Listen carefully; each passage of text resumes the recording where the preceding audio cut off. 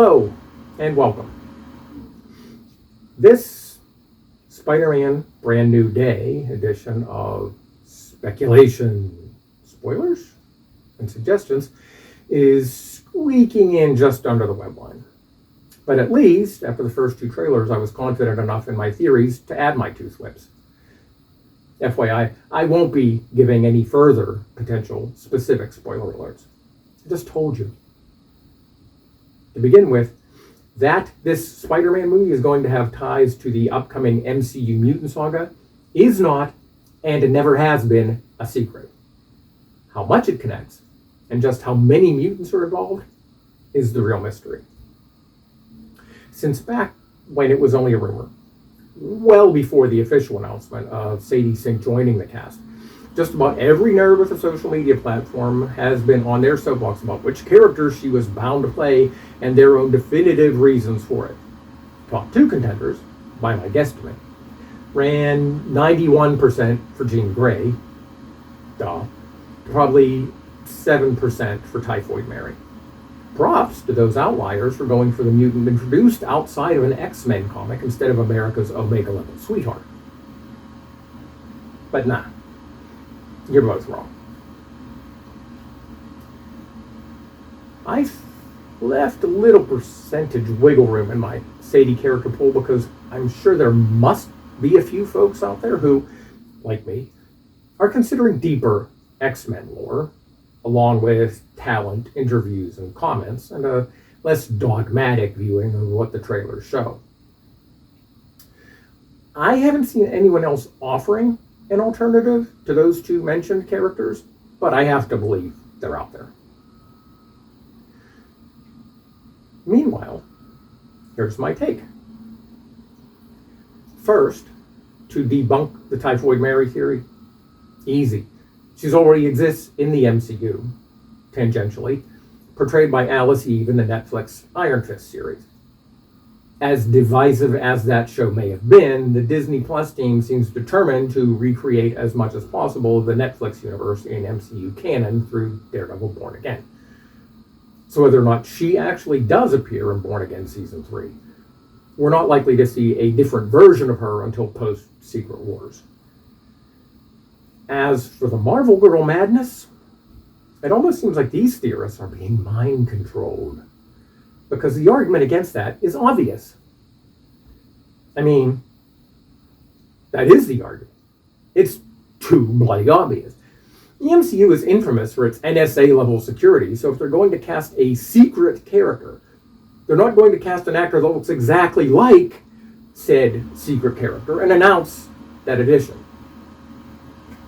Sure, the fan discourse would keep the project trending, but even considering a few dips in MCU audience numbers, this is a Spider-Man movie, a character guaranteed to get butts in seats, making such a publicity ploy pointless. Sure, you could argue that they couldn't keep the addition of the actor secret indefinitely because there would be, and were, inevitable set-leaked photos. And so you should, because that will eventually reinforce my speculation. You can further argue that because Sadie is reportedly playing a mutant and that the trailers indicate that there's a character capable of mind control, that she has to be Jean Grey. I'm glad you got that out of your system, because it leads right into my explanation that there are at least two different mutants in Brand New Day. Now hear me out. As soon as I learned about Sadie's addition to the cast, I knew that Jean Grey would be the top guest role for her. But for some reason, maybe I'm a bit psychic, I immediately thought of a different ex-teammate. And after I looked up Sadie's interview responses about her role, I was certain. Here it is, in a Deadline headline, no less. Hair color can be changed. Simple reply that reveals so much more than stated. It also explains the nonchalant response to the set leaks. she's not going to look like that in the film. A wig would have been a dead giveaway. Now, admittedly, I am trusting the MCU to finally give the CG folks uncharacteristically adequate time so we don't end up with a Cable's mustache fiasco. See, there's another X-Men member with Omega-level potential, a long, if bitter, association with a mind-controlling fellow mutant, and an unmistakable hair color. I believe that Sadie Sink will be playing none other than Lorna Dane, aka Polaris, the green-haired mistress of magnetism. Over the long history of X-Men comics, Polaris spent an unfortunate period possessed by the mutant Malice, who has no physical form, only being able to act by jumping into other bodies. With that history in mind, these shots from the Brand New Day trailer certainly make sense. If you paid close attention to the trailer with Hulk attacking Peter in his apartment, you'll now know that it is not Banner doing the fighting, which probably gives Spidey and his amazing friends a chance. Oh, tangentially regarding that scene, and to round back to the title of this video, the Hulk in that scene is not gray. It's just the glooming lighting in Peter's sad boy apartment that is muting Hulk's natural shade of green. Okay, what I think is happening from the trailers is the Department of Damage Control has started incarcerating mutants. They're able to keep mutant powers disabled using a modified version of Bruce Banner's Hulk Sleep bracelet. I doubt he actually gave them the tech, which is probably why their version is bound to fail. Malice is tasked by someone with recruiting the captive Polaris. I'll get to the secret big bad. Stick with me. The tank sequence is all just Malice getting to Lorna.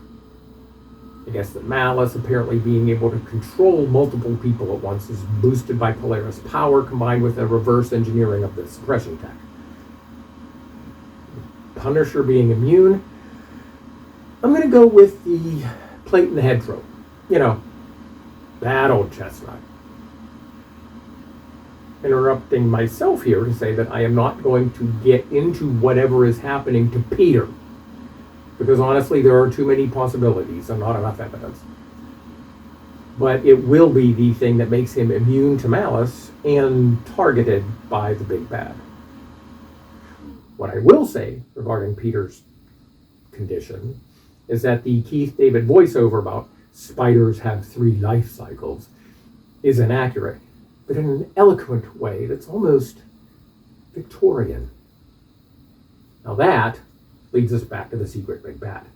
See, in comics, Polaris was possessed on the orders of Malice's boss, the mutant-obsessed, virtually immortal, Charles Darwin contemporary, mad geneticist Nathaniel Essex, aka Mr. Sinister. Yes, I'm going there. I think that the Hand are involved through a long-standing debt to Sinister. Probably that he helped tweak their Black Sky process back in the day. Way back in the day. So that's Sadie's role, all wrapped up in a big Christmas in July present. Or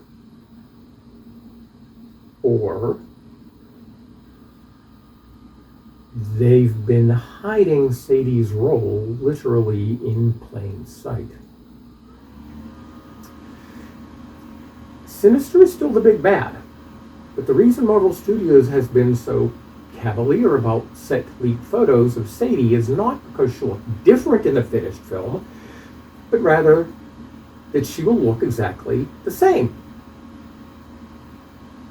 as Jean Grey. There's the slimmest chance that Sadie is not playing Jean Grey, but rather Mr. Sinister's crowning achievement and greatest mistake, Jean's tragic and terrifying clone, Madeline Pryor, aka the Goblin Queen. Bet you didn't expect that clone saga in a Spider-Man movie. No suggestions this time. Hope you enjoyed the speculations. If so, there are all sorts of ways to let me know. Comment, like, subscribe, and or share. Thanks for your time. Stop back again.